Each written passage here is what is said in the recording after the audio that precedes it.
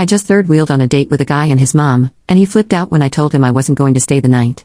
Last night I, 26 female, went on a first date with a new guy, 28 male, I'm talking to. I have known him for a couple of months, but we haven't started talking until recently. Last week he asked me if I wanted to go to a hockey game with him and his mom, and it actually sounded fun to me. I have never been to a hockey game and I didn't really mind that his mom was going because he had those plans with her first anyways and invited me to tag along. His house is a 2-hour drive from mine and he lives close to the hockey arena. The plan was for me to stay at his place afterward so I wouldn't have to make a late 2-hour drive back home. I assumed that when he invited me to a hockey game with him and his mom that we would be sitting together. But I assumed that wrong. After I arrived, he said that his friend and his friend's girlfriend were coming too. He said he had a set of 2 seats together and a set of 3 seats together. The 2 seats were a little closer to the court, so he said he wanted his mom to sit with him in the 2 seats first, and that I would sit with his friend and friend's girlfriend in the 3 seats. Keep in mind, I did not know his friend or his friend's girlfriend. I just met them last night. There are 3 periods in the game, so he wanted his mom to sit with him for the first period of the game and I would sit with his friend and friend's girlfriend.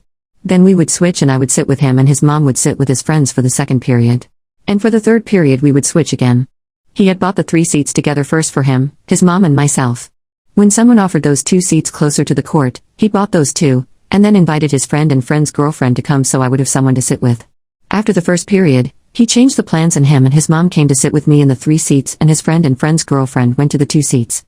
I believe his friend said something to him about it because his friend also thought it was strange to make me sit with them when we could all 3 sit together and they could go to the other seats. I'm glad this change happened because I felt like it was just weird to have me and his mom switch places like that, and the 3 seats together were really good anyways. They were lower level and we could see the entire rink. Let's backtrack a little bit. During the first period, my mom who was keeping my dog texted me.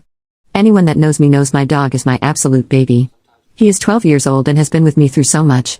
I love him so much and will drop anything to take care of him. I have even called out sick from work before when my dog was sick so that I could stay home and care for him.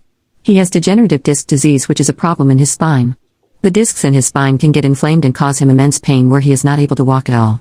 So, when my mom told me that my dog was having a flare-up and was not doing well, I immediately knew that I would need to go get him from my mom and take care of him after the hockey game. While my mom is a great caregiver for my dog, I would feel much better being home with him and caring for him myself. He has ended up in the animal hospital for multiple days before because of his condition, and I didn't want that to happen again.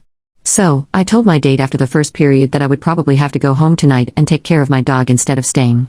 I explained to him what was going on. He immediately seemed annoyed, saying it's just a dog and that the dog will be fine and you better stay the night with me. And whoa, I immediately felt icky with that response.